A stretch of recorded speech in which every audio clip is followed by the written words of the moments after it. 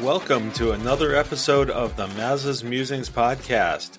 Today's episode is going to be about something near and dear to my heart, and admittedly, it'll be a little self-serving. So before we get into this episode, there are a couple of things that some of you who are listening might not know. The first is that I am a home brewer, which, if you're not familiar, is exactly what it sounds like. I brew my own beer at home. Second, and more importantly, Eileen and I are former foster parents, having worked with the Massachusetts Department of Children and Families. While I won't get into the details of our situation because I want the nature of this podcast to be as positive as possible, suffice it to say our experience was not a good one. But thanks to that experience and the support of Eileen and friends and loved ones, I was able to turn some very difficult and negative emotions and experiences into one of the most positive ventures of my life. And that is the Homebrew Showcase for all our kids. The Homebrew Showcase is now an annual event that takes place at Patty's Irish Pub here in Springfield, Massachusetts. It raises money for All Our Kids, which is a local nonprofit that supports and empowers foster families dealing with the Massachusetts child welfare system. My good friend Blake Bryan, who manages Patty's, has been my partner in this all along, and without him, this event would not be the success that it is. It brings the craft beer and home brewing community together in such a way, along with the foster care community. It's so unique and special, and I just can't, I'm having trouble putting into words just how awesome this has become. Well, thanks to Blake and everybody else who has supported this. From 12 to 3 on July 27th, we're hosting the 7th annual Homebrew Showcase. All Our Kids has become such a big part of my life that when I was asked last year if I would join the board of directors, I happily accepted, and this past year I had the honor of serving as the board's president. So for today's episode, Marianna Litovich, the executive director for All Our Kids, will join me to talk about how unique and special this organization is and talk about the work that the Homebrew Showcase supports. And of course, I will also have this week's Maza's Mickey Minute, where I will examine some of the Disney anniversaries that have happened this year, or are going to happen this year. As always, I want to thank everyone for listening, and if you like what you're hearing, please give us a rating or a review wherever you get your podcasts. And don't forget to visit our website, mazasmusings.wordpress.com, for more information, past episodes, and contact information. You can also follow us on our various social media outlets. There's the Maza's Musings podcast Facebook page, and we're also at Maza's Musings Pod on Instagram and Threads. We're also on YouTube and starting to do more with that, so you can find that at Maza's Musings Podcast. And you can always reach out to me directly at mazasmusings@gmail.com. We'll get started with Maza's Mickey Minute and then head right into our conversation with Marianna, which I think will give you a window into why this is so special to me. And here we go.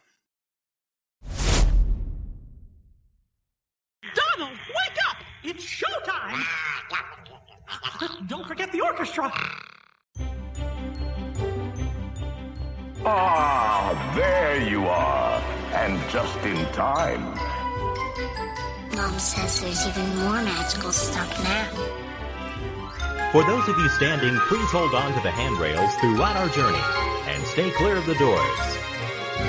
Hang on to them hats and glasses, because this here's the wildest ride in the wilderness. And here we go!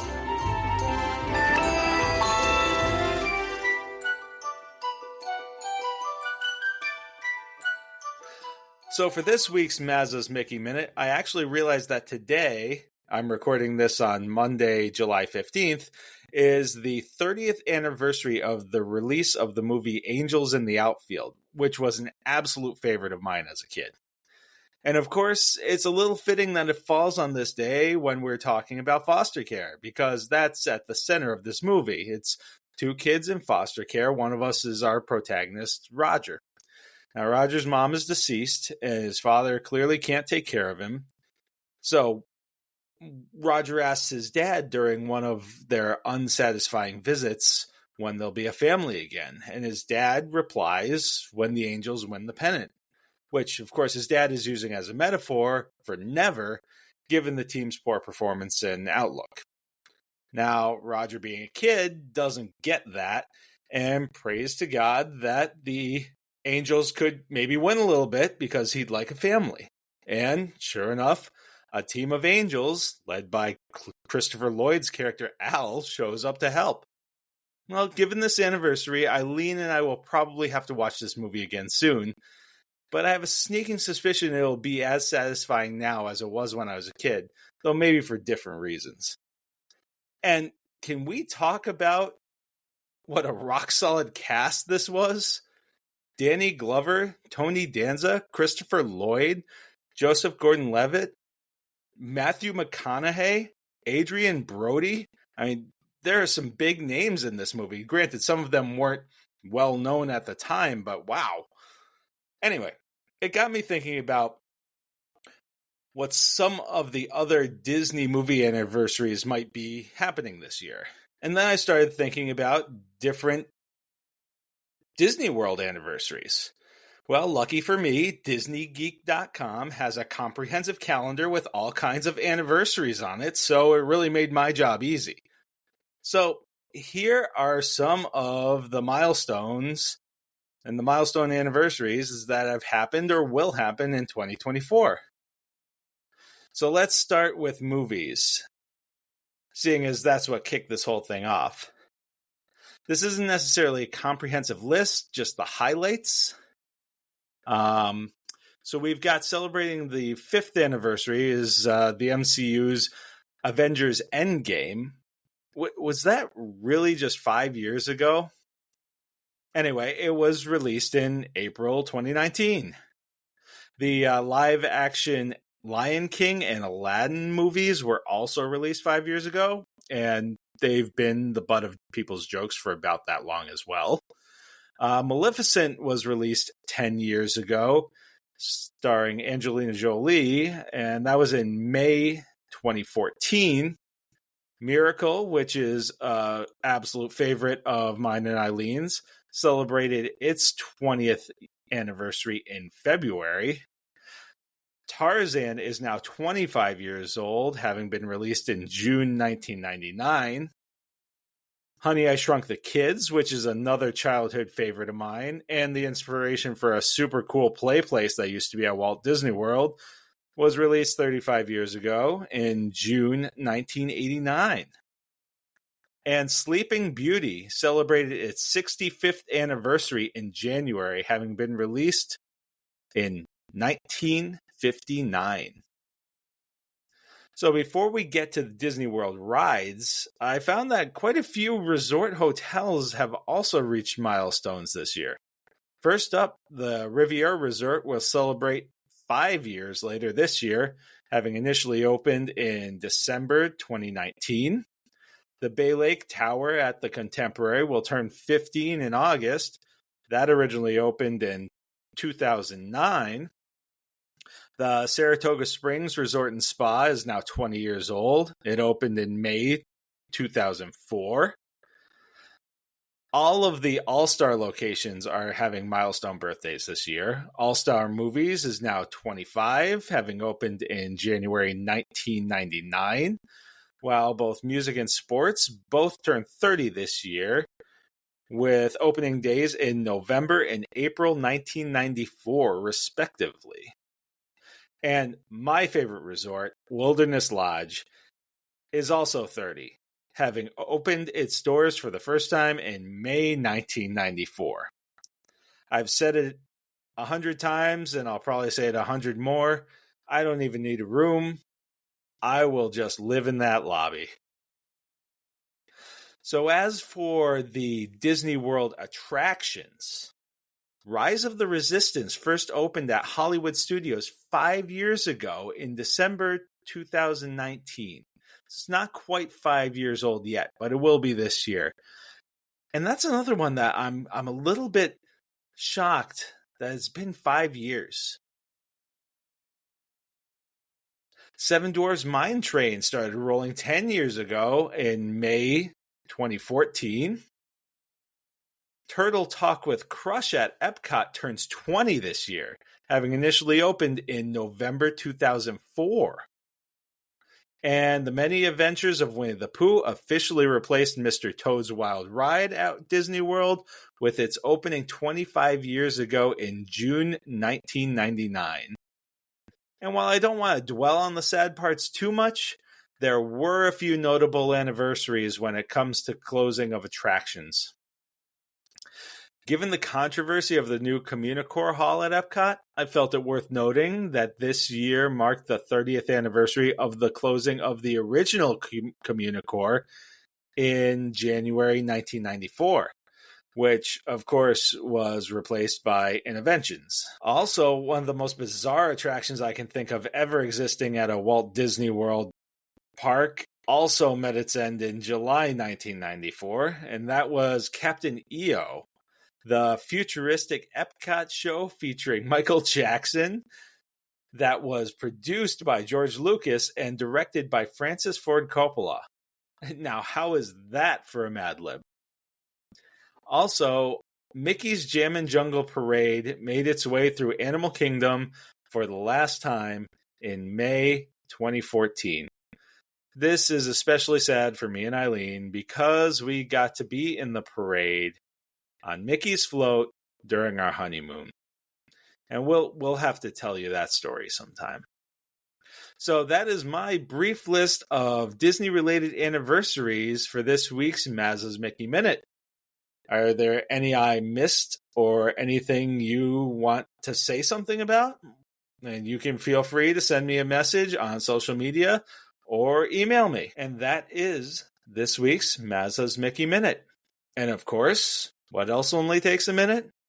Getting your free quote with We Do Travel Right. You can get that concierge level service, including the We Do Travel Right dining team, by simply going to wedotravelright.com/Maza. That's wedotravelright.com/Maza.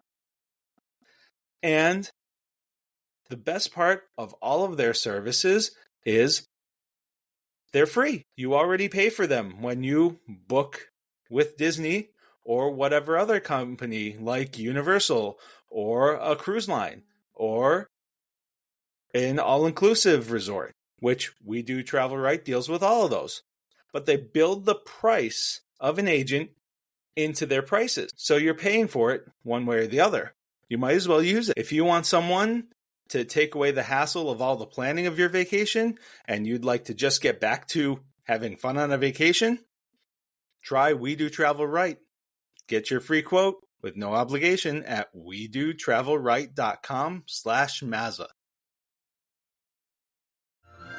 Well, I can't do any more damage around this popsicle stand. So long, partner. See you real soon.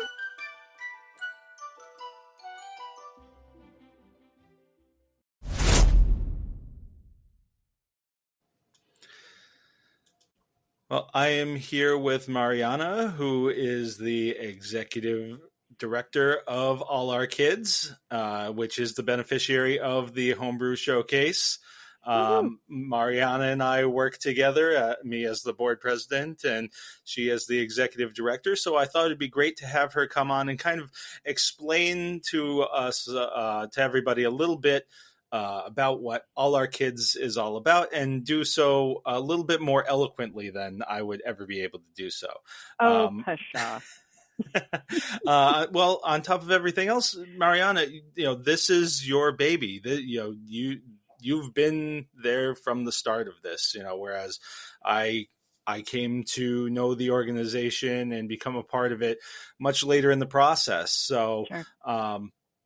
So you have obviously a deeper understanding of everything that's going on, and and can provide a little bit more context for everybody about what All Our Kids is all about and what we're trying to accomplish. So, if you'd like to just kind of introduce yourself and talk a little bit about the early days of All Our Kids, that would be great. Yeah, sure. So my name is Marianna. I am actually a community psychologist by training and did a lot of work with helping communities to be healthy, helping people to be healthy. And as I went through my own journey of being a foster parent and adopting through foster care, I really felt like my calling was more leaning in that direction. And so I brought all of my clinical experience and all of my research experience to found a nonprofit, which I had no idea people could even do. And it was very much trial and error, but I had this vision and I surrounded myself with people who knew more than I did. And that's often the way to do it. And one of my main motivations for starting this organization was sort of selfish. Like, I was having a hard time in this role being a foster parent. And being a foster parent means that you're taking into your home kids who are not yours and kids who have suffered often some pretty significant trauma and loss. And you're working with a state bureaucracy that is telling you what you can and can't do and is making decisions for these kids who you grow to love that sometimes you're not thrilled about. And so I was feeling really lonely in that experience. My family was the only foster family I knew in all of Massachusetts. And I felt like, where's my village? Where are my people? Where are the other people going through this, doing the same thing at the same time? And I just figured I was really busy. And so I didn't ever find them. I had lots of little kids but it turns out there was no community before AOK in Western Massachusetts. There was no mechanism of foster and adoptive families finding each other. So actually, this all started with a Facebook group in 2015. I threw together a Facebook group and it grew exponentially in just a few weeks. And everybody was sort of hungry to find each other and hungry for community and hungry to connect and commiserate and share stories and support each other. And that's really how AOK began. Even before we were a recognized nonprofit organization, was just a bunch of families who came together saying, I have this need to connect to you also. So that was in 2015, and we had our first in-person gathering in 2016.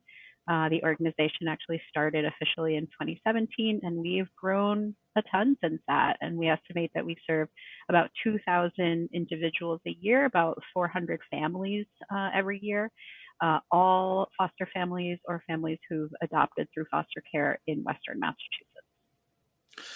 Yeah, I have to say that, I've found that my foster care journey, which has been much shorter than some people's, really reflects yours in a lot of ways, in feeling very much alone and not knowing where to turn. I can attest to the feeling that it feels like everybody has an advocate or someone in their corner except for you as a foster parent. Yeah. And I feel like that's something that has really been overlooked a lot.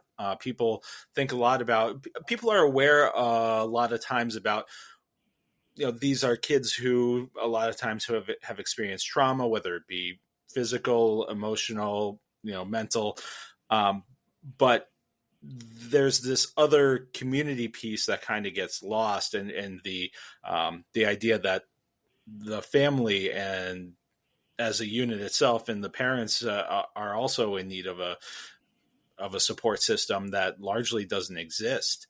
It largely doesn't exist, and some of us are fortunate to have support systems in our families and in our communities for other parts of our life. So we have neighbors and friends and coworkers who, are important sources of support to us in many ways. but it really stops short with the foster care thing because people don't get it. They don't understand the feelings associated with it, the loss associated with it. And a lot of people will say things like, I mean, you kind of chose this, right? Like, you know, it was going to be hard. You know, it was going to be painful. What did you expect? And, you know, they don't necessarily say those things blatantly, but that's sort of the sentiment, right? And so it's really, really hard to get that support from somebody who hasn't experienced and doesn't have a frame of reference. Yeah, and I have to say, you know, Eileen and I did have some manner of support in that our map group, the training group. I'm drawing a blank on what MAP actually stands for, but so MAP is the licensing class that you have to take in Massachusetts. Massachusetts Approach to Partnership in Parenting, and it's an 8-week course that all foster parents have to take to be licensed. Yeah, and so that in and of itself is some context. It's an 8-week program, and people are, well, you should have been prepared for this and prepared for what it was 8 weeks. Right. It is well, and even going through the process with DCF, and we're talking specifically about Massachusetts because that's, you know, but that is even a process that can be arduous. You've got people coming into your homes and examining your history and examining your all parts of your life in your home, and that in and of itself is very invasive, and you understand why it's happening, but and really, even when you think you know what to expect, you never really do. And truthfully, in our MAP training, the trainers did say, at the end of this, you're going to think you understand, but you may not really understand everything. That's right. And I'll readily admit that, basically our foster care experience with DCF came to a close when Eileen and I made a difficult decision to close our home. Yep. And that was after a very long and frustrating process with DCF. Now, and DCF has many, many dedicated people who work very hard and are doing their best. So I'm not trying to demonize everybody here, but there's such good apples. There's such a bureaucracy that's involved with everything as well. But I walked away from that experience so very disheartened, but angry, quite honestly. Sad, angry. And there were a lot of things going on that were just not good. And eventually so this is getting into a little bit of the background of where the Homebrew Showcase falls into this. Is during this time, just somewhat after this had all happened, a friend of mine, Blake Bryan, who manages Patty's Irish Pub in Springfield, he reached out to me because he knew that I was a home brewer and said, "Hey, I'm thinking about doing this homebrew thing. You know, I've never done anything like this before. What are your thoughts?" Knowing that I'd done, done contests and things like that with other at other places. And it kind of got put on the back burner because I had a lot going on and everything. And then one day I was sitting there watching a baseball game, having a drink and stewing over everything that had been going on in my life over the past 6 months or so. And it occurred to me that maybe there was something that we could do that helped the foster care community. Who would have thought that homebrewed beer and foster care could be such a heavenly match? Well, and it really has. The first year the first year we did something for the Massachusetts Adoption Resource Exchange. On top of everything else at that point, AOK didn't exist yet, or at least in the nonprofit form.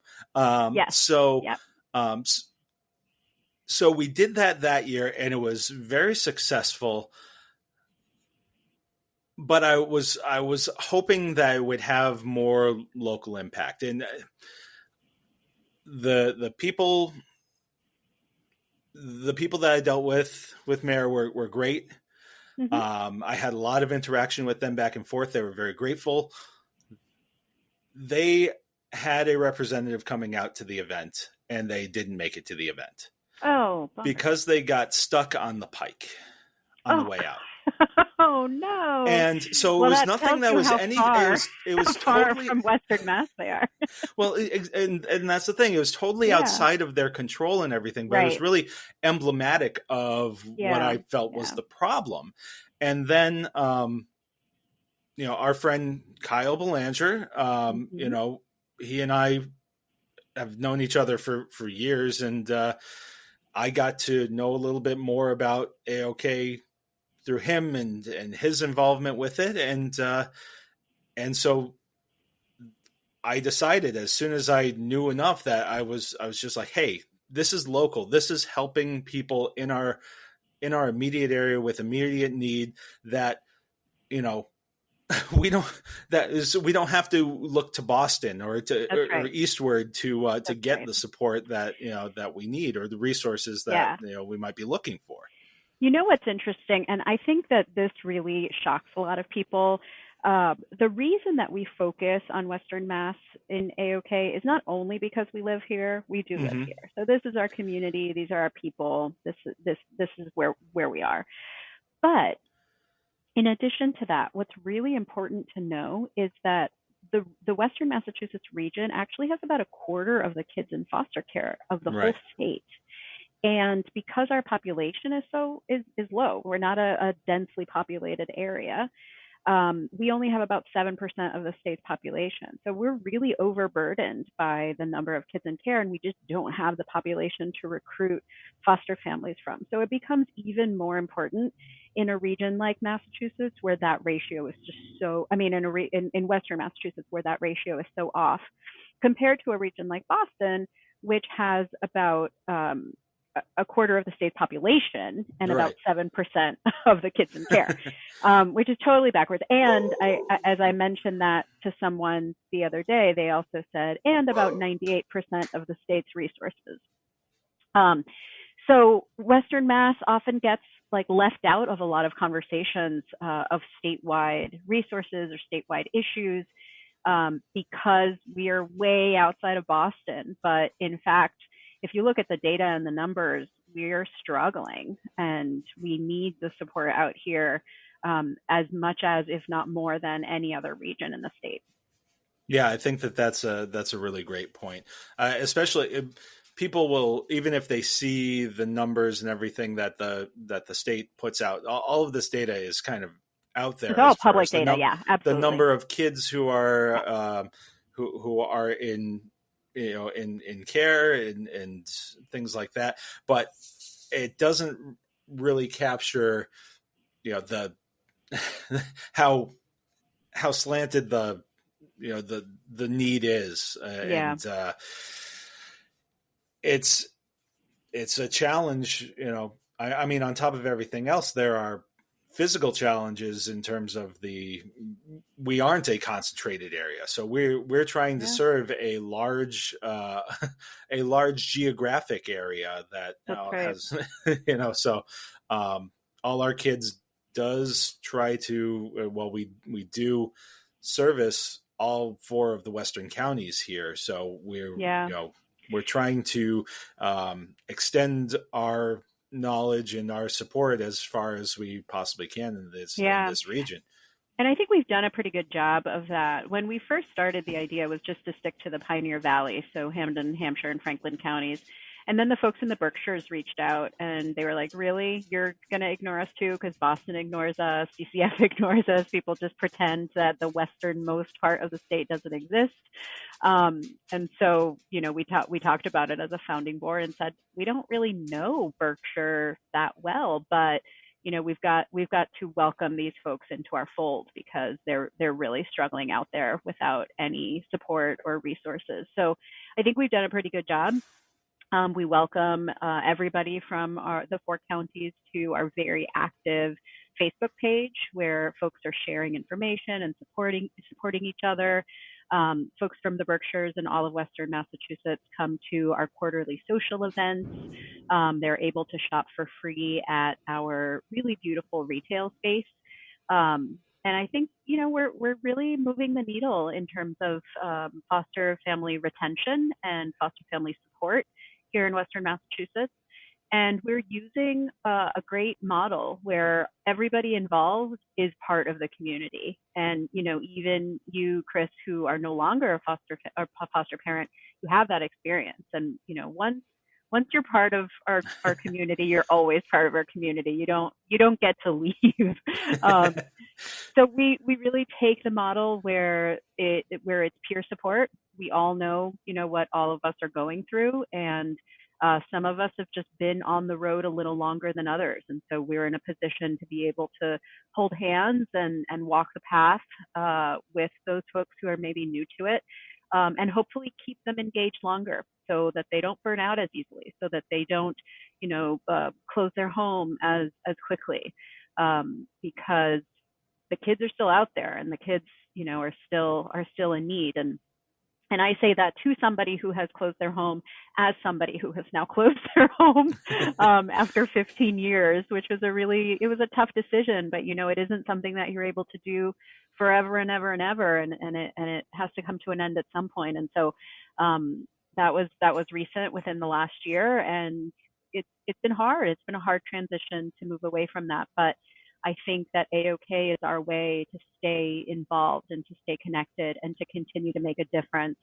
And events like the Homebrew Showcase allow us to share the mission with others, because I really, truly believe that not everybody can or should be a foster parent. Not everybody Right. can or should adopt through foster care.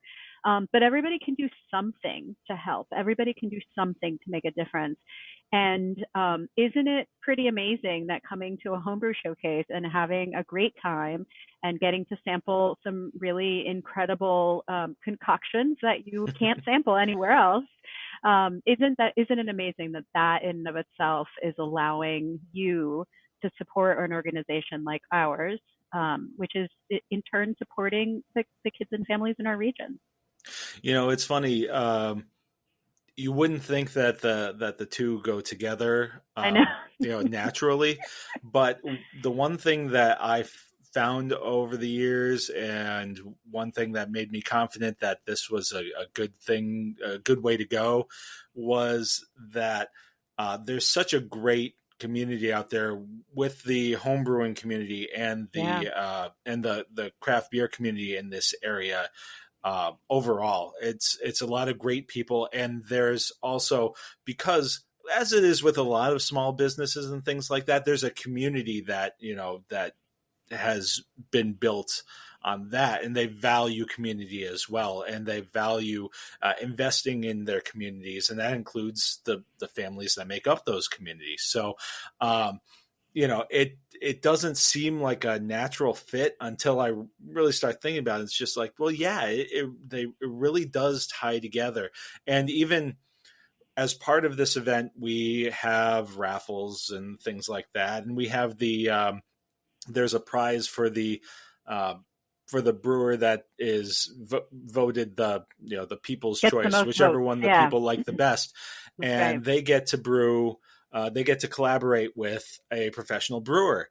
And so, which is pretty incredible. It is. And it just, every time that we've had the opportunity to reach out to, every time when I've done this, when I've reached out to different breweries or businesses and things like that, people jump at the opportunity and have been really excited about it. And so, and I think that them also being a part of this has helped them gain an understanding and appreciation for the work that we're trying to do.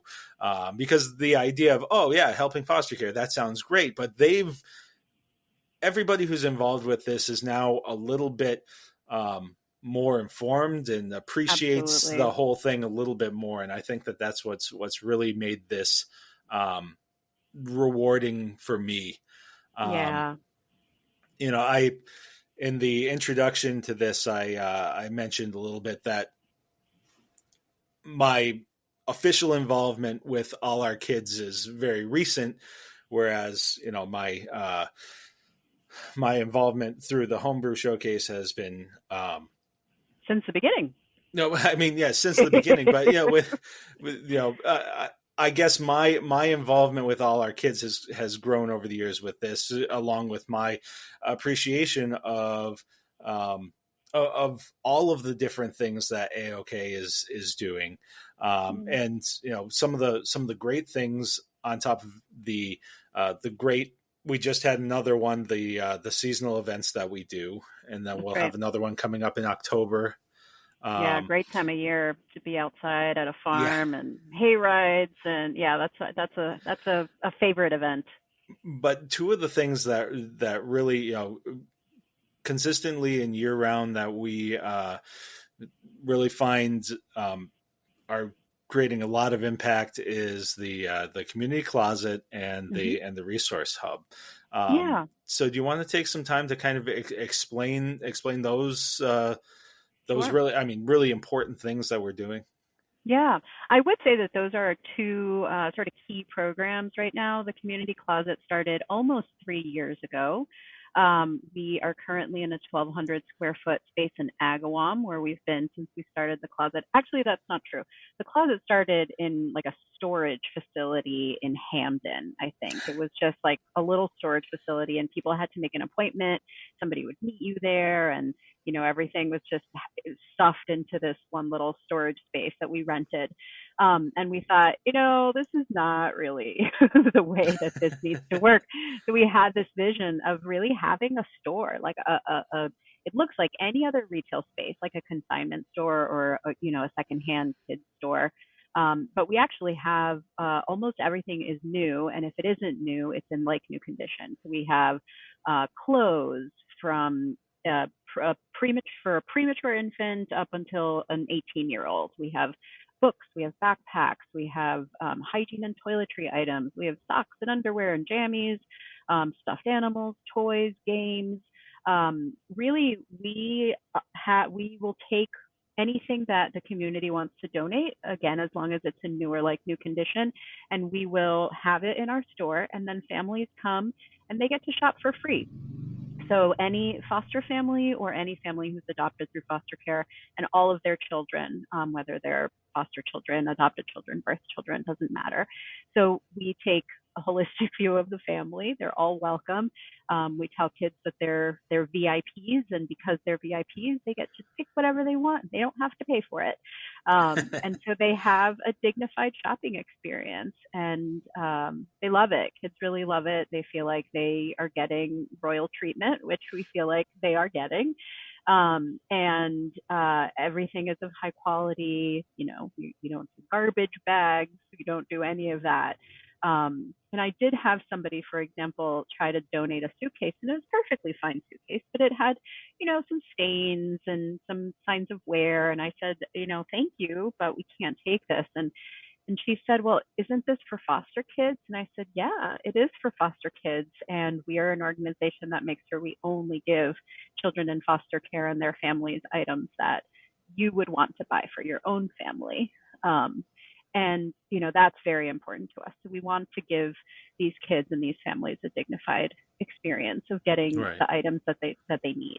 But more importantly than that, the store is really a place for people to come and be together and find community and chat and update each other about what's going on and their kids, and just meet and get that support. So it plays a double role in that way, and it really allows us to welcome new members of our community by giving them items that they might need, say, to welcome an emergency placement. If DCF calls and say, hey, we have a 3-year-old kid and we need to put him someplace tonight. Are you available? Well, I don't have anything for a 3-year-old kid, so let me go to the closet. Let me go to the AOK community closet. So we meet that need, but then we're also able to let folks know about everything else we do. And so one of the other things we do is have this resource and support hub. So it's a partly online, partly in person, but it's a network of 17 programs in our area that support families. And what we are able to do is get families who need help with legal issues, medical issues, mental health issues, school issues, any issues or any information that they need. We have a partner who is able to take their call right away, meet them where they're at. We're not referring them to some generic intake line. We have a real person with a real contact number who we're able to put that person in touch with to get their needs met. And so we've been building that hub for a couple of years now. We're going into our third year of that. It's really exciting, and it's allowing families not only to get their needs met, but it's allowing programs in the Western Mass region to come together and collaborate and communicate better, which wasn't happening before. So, out here in Western Massachusetts, we certainly need more resources, but it isn't that we have none. So we have been able to bring everybody together and make sure that the families who need things can access those things, can know about things. And so we have a family support navigator who helps any family who needs it access anything that they need. And if we don't have it within our hub, then we will help you find it somewhere else. So those are two of the programs that I think we're really proud of that have come a long way in terms of meeting families' needs and supporting families where they are and helping them through this really challenging commitment that they've made to support these kiddos. Yeah, I can say from personal experience, not having something like AOK at our disposal, when we took in our foster son, we're experiencing not an actual thunderstorm, but just a lot of just thunder all of a sudden. It's been weird. So yeah. it doesn't usually affect my dog, and he's going crazy. Oh. So anyway, if all of a sudden I'm gone, you'll know why. But yeah, we when we took in our foster son, he was 14 days old. And 11 days old. And we didn't have, we had prepared as best we could, but we said that we could take an age range. So how do you prepare for, so we didn't even have so much as a car seat to get him to, to his doctor's appointment. That's and, right. Yeah. Eileen, the day that he was coming to us, had to run out and buy a car seat, and was like, well, I hope I'm buying the right thing, because we had never done any of this before. So, and we didn't, we went out and bought a handful of outfits in a flurry, because we weren't prepared for all situations. And you didn't have that time to prepare, right? Because when you get a call, it's often like right now. It isn't like, hey, in a few weeks, maybe, it's like, well, tonight we're going to need to give you this child. We were actually a little bit of a unique situation in that they called us and we said, we are actually about to head out the door on on a planned trip. So we'll be back in a few days, so on top of everything else, we were gone, so we couldn't around it. We did have like that was great, but it ended not up really being to kind of get like yourselves ready, physically. Right. So it was funny because on one hand there was all the excitement about this is really happening. We were warned that we might be waiting forever for a placement. Right. It was a little terrifying because we were told we might be waiting forever for a placement. But then. We also didn't have any time to prepare, especially physically, right. Stuff. Yeah. All the stuff that 11-day-old babies need. Right. And as far as resources go, this was again one of those things where we literally did not know where to go for some of the things that we were looking for. There were some things that we asked, the workers that we were involved with about, that we didn't get an answer to, even to the point when we closed our home. We had never gotten an answer to some of the requests or questions that we had on resources or things that, some of it was a simple yes or no answer that we just never got an answer to. Whereas if there had been something, more readily available, we may have been able to be better educated on where we could get it, or what we should be looking for, even. Right. I think it's possible that AOK wouldn't exist if my family's social worker had ever followed through on her promise to connect me with another family. Mm-hmm. She was like, I said, is there anybody else in my town? There's got to be somebody else in my town, right? And she was like, oh yeah, I can think of a few families that maybe I can connect you to. And it was just week after week, month after month, being like, so you got some families for me? And it just never happened. I mean, it just isn't a high enough priority for DCF when they're just putting out fires and, worried about children in peril to connect me to another family. I get it. I mean, sort of, but that in and of itself might have been one of the big factors in pushing me to start this organization, because I never got that from DCF. I never got that simple, like, could you just connect me to one other family? That would be really helpful. And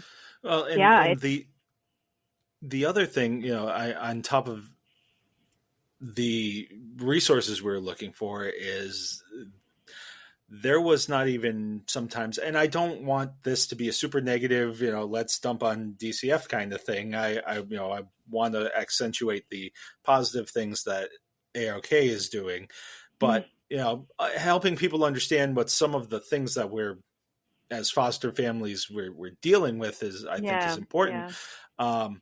So my mother never got quarried.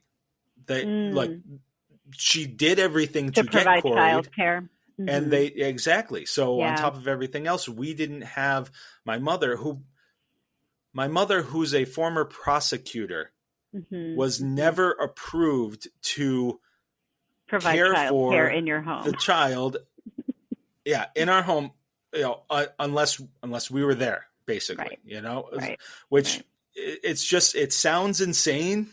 And you understand why all of these safeguards are in place, but when they're not actually working, it just adds to this, frustration that on top of everything else, just having somebody else who you feel seen, that there's somebody else who understands what you're going through, because again, there are people in your life who may support you, but they haven't gone through this, so it's not quite the same.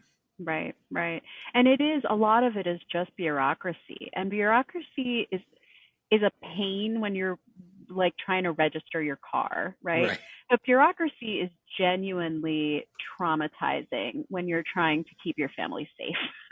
And so the fact that, we have to jump all of these hoops, and that we're working within a system that isn't designed to support our families, actually. DCF is designed to support families out in the community, keep those families together whenever possible, try to reunify families if they've been separated by foster care, and keep kids safe. But they're not really in the business of supporting foster families. That's not something they're great at, because they have a lot of other irons in the fire and a lot of other fires to put out. Yeah. And it's not an ideal comparison, but basically, it felt like at times we were looked upon as independent contractors. Oh, sure. I think it's an independent contractor. Sometimes I felt like, glorified babysitter. I was just allowed to keep this child safe and change all the diapers and stay up all night and do all the night feedings. But I wasn't really allowed to make any decisions or know anything about the case or have any opinions about anything that was happening. And, that is the role. That is the role of the foster parent in our system. Whether it's right or not is, outside the scope of this conversation. It is just a fact.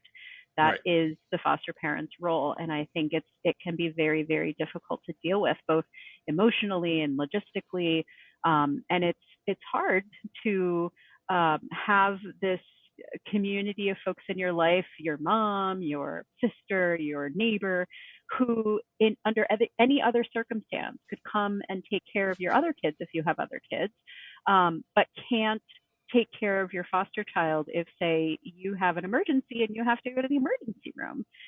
It doesn't make sense, and it doesn't make life easy. It makes life harder. But our job as an organization is to help folks understand that and Right. help folks navigate it and help folks troubleshoot it so that it doesn't undo them. Because all of these little things taken individually, annoyance, right? But the cumulative stress of all of these annoyances, inconveniences, inconsiderations, if that's even a word, inconsistencies, unknowingness, all of this stuff adds up, and it adds up to be a really emotionally taxing experience. And so we need an organization, we need a group of people, we need a community, a village, who is going to say, I got you. And I think that's what we have now. Well, one of the things that's very exciting now is with the growth and the progress that we've made in a lot of areas, like the closet and like the resource hub. We are going to be moving into a new space soon, and that's a very exciting opportunity for us. I think we're going to be moving into. It's overwhelming. It's a lot of things. It's a little scary. But we're going to be moving to Holyoke, and really, it's going to be an opportunity to provide a new and improved community closet, but also some other opportunities to better support and better augment some of our existing programs, and maybe down the line, help us. It can be a space where we can create new opportunities as well. That's right. I think we are taking everything that's great about AOK and putting it in a brick and mortar location. And right now, everything that's great about AOK is kind of virtual. It's kind of remote. Other than when we come together for events or when folks congregate at the closet, everybody is kind of in their own bubble. And I think after a few years of living in bubbles, I'm over it. I know that a lot of other people are over it, right? Like we're yearning to connect. And so this new space is going to allow us to be able to do that, both as an organization, because our staff and our volunteers and everybody who's involved will have space to be able to work together in the same place at the same time, which is really cool. But our families will have not only a place to shop, but a place to gather, a place to have coffee, a place to sit and talk. This is going to be as much a community center space for our families as it is an organizational, operational space for AOK.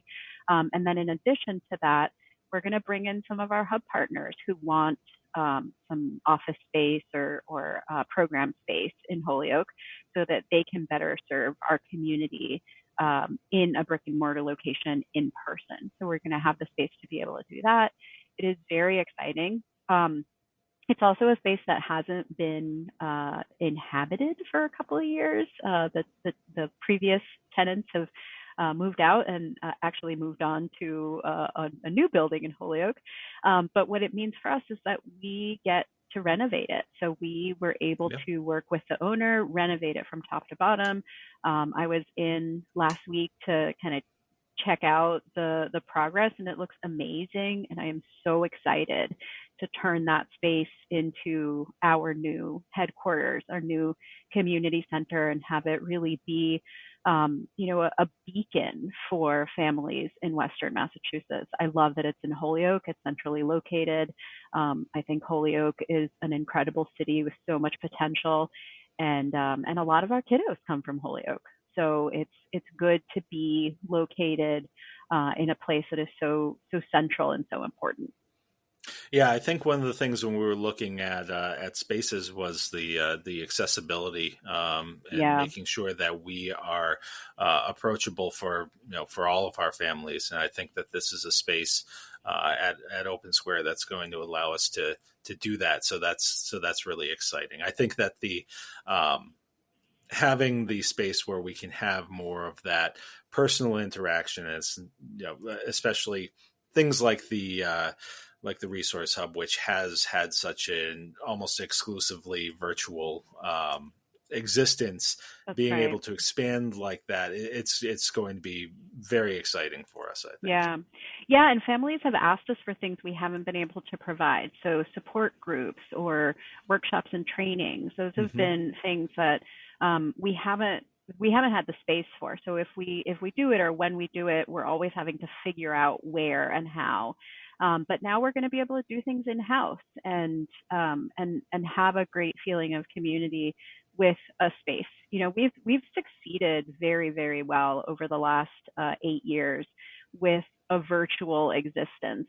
And I think this is just going to elevate our ability to support families that much more, that they can come to us, they can hang out.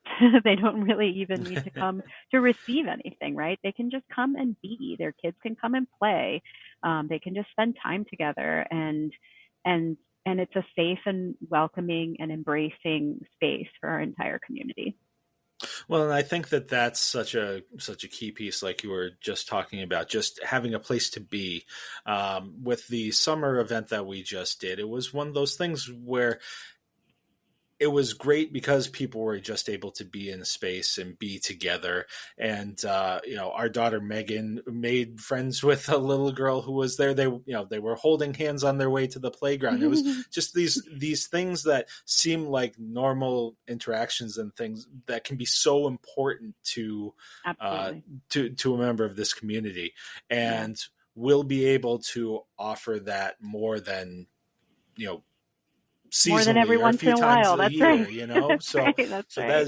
that's just so great. So well, I want to thank you for taking the time. I'm just I'm always very excited about how the Showcase is able to support the work that we do. I was excited about it before I was a much bigger part of it.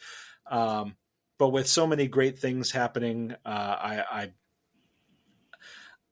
think that I'm really looking forward to this year's event being even bigger and better, because we're going to be able to get the message out about some of these things that we're doing, and the growth that we're experiencing, and the exciting things we've got coming down the pike. So Yeah, it um, is really exciting. And I have to say that every year I'm so touched by the homebrew community and the Homebrew Showcase community in particular, and how they have um, not only welcomed AOK, but really embraced AOK as an organization and as a cause in our community. It's incredibly touching and so appreciated.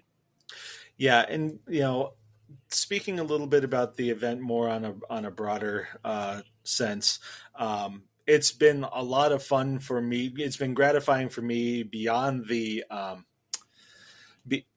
beyond the philanthropic benefits of it, because many of these people are friends of mine or have become friends of mine Hmm. through my interactions in the homebrew community, and some I met through The creating showcase. this event. Yeah. And we've had quite a few successful brewers come through the event who are still supporting us. The first event we had, Rustic Brewing Company, which they're a brick and mortar brewery now Yeah. in Indian Orchard. Drawing Board has been, and they're in Florence. Dudleytown just opened, I think, a year ago, and they're in Windsor, Connecticut. Um, I know that I'm forgetting. So, Drunken Rabbit was part of our first event. They're in South Hadley. That's right. Yeah. So we've had some real success stories, participate in this as well, and who are also very supportive of the cause since then. And are very excited to be a part of it in any way they can.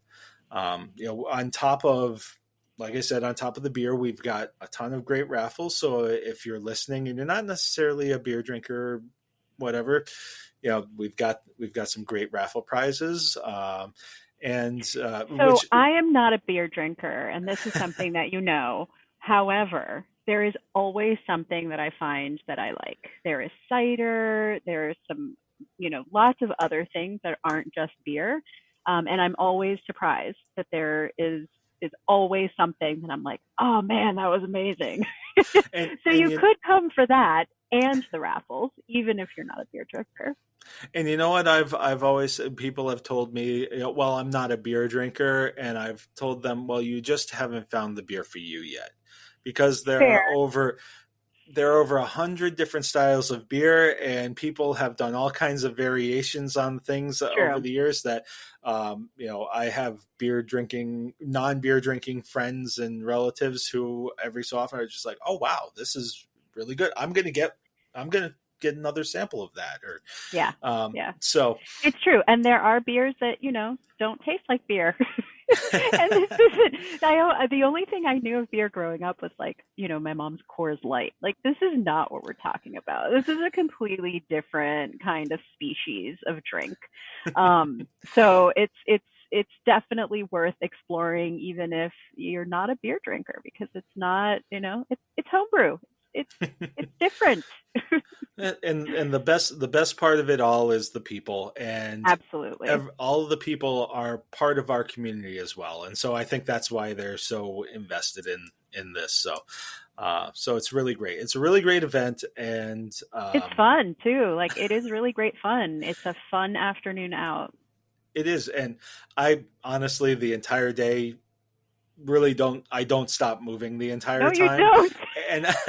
And I still walk away, exhausted, but afterwards being like, man, I had a lot of fun. I feel like I've got this weird role of, sometimes I'm the custodian, I'm cleaning something up, and then the next minute I'm the politician, like shaking hands and, rubbing elbows with people. And then the next thing I'm doing, I'm a coordinator, and I'm holding a microphone, which is, I'm doing a podcast now, so I've gotten a little bit more used to that. But it's a lot different when you're in a room full of 200 people who. I know it's not your favorite. You do podcasts very well, but you definitely shy away from a microphone when there's a public audience. I've noticed that. It's like, hey, is there somebody else who wants to talk, please? Yes, you have given me the mic several times.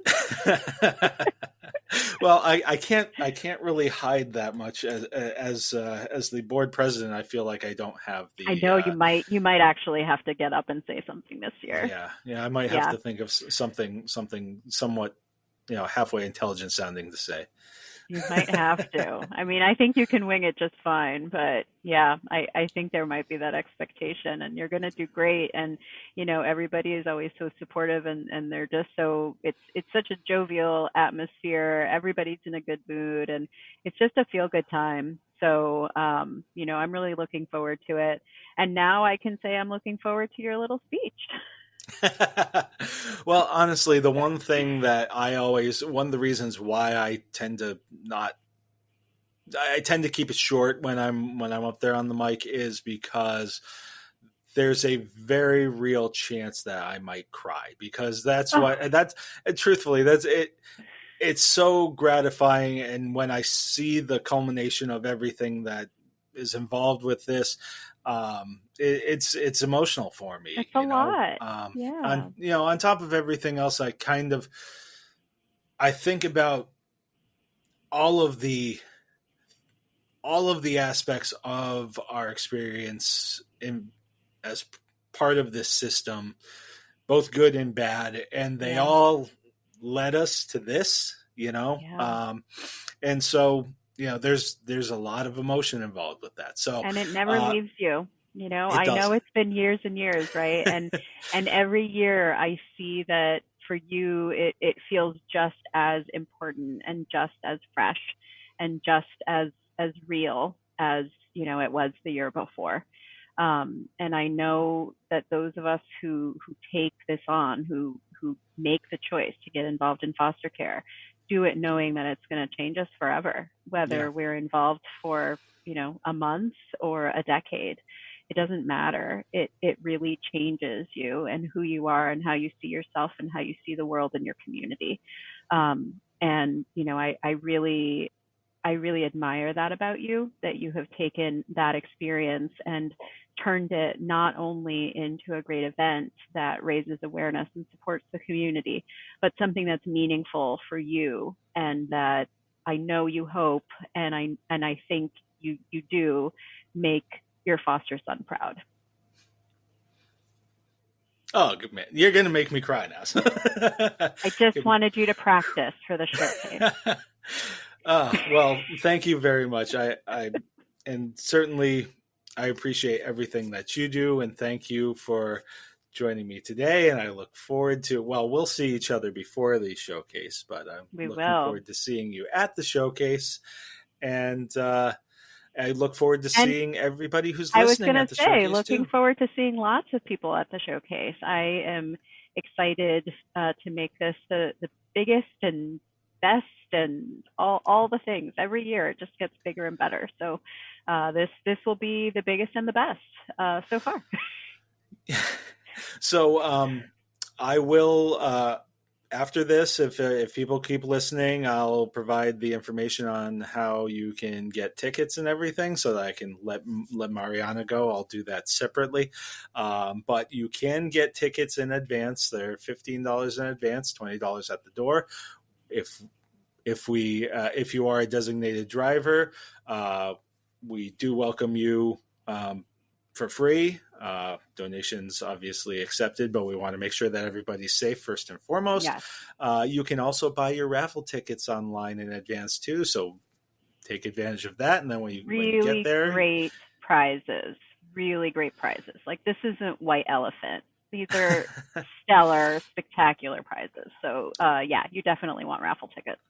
There's some really great stuff this year, and Marianne, who's part of our AOK team, has also been great in finding some really great items for us this year. So I'm grateful to her as well.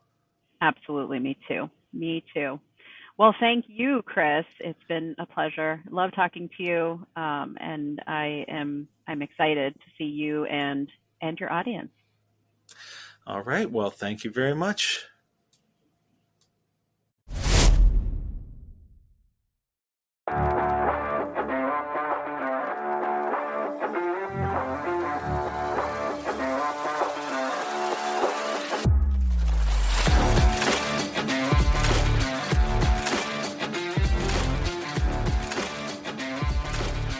Thank you for joining me on this very special episode of the Maza's Musings podcast.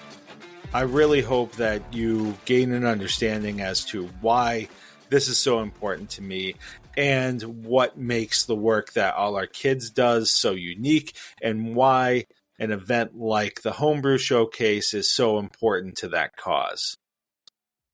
I will have information on where you can get tickets for the event on the Maza's Musings social media. If you'd like to purchase tickets the day of, you may also do that. We will have an option for that. It's $20 at the door, $15 in advance.